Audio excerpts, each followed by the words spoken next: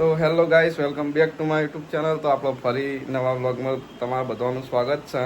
અને આપણે આવી ગયા ઘેર. અને આજે તો રોધણ સઠ હોય એટલે ઘેર બધું રોધ્યું જોરદાર. તો તમને બતાવું મમ્મીએ શું બનાવ્યું હા. તો ગાઈસ આ આપણું ઘર હા. અને જો આજ તો મમ્મીએ જોરદાર હજુ તો રોધવાનું ચાલુ જ છે ને મમ્મી? હા, બનાવું છું. શું બનાવ્યું આજ તો?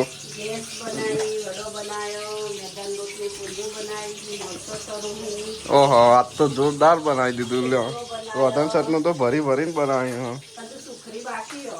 હજુ તો બનાવવાનું ચાલુ જ છે. જો તળેલો મરચો થાય, આ ગેસ બનાવી દીધી.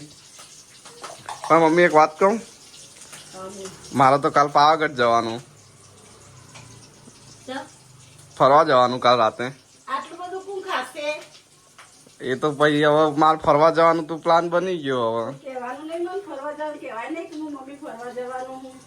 હવે કાલ રાતે જવાનું 12 વાગે.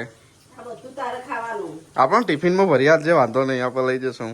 હા, તે લઈ જજે ટિફિન ભરી આલે. ઓકે, તમે તાર જેટલું રોધવાનું એટલું રોધી દો. તારા પપ્પાએ ઘેર નહીં બાજી અહીં.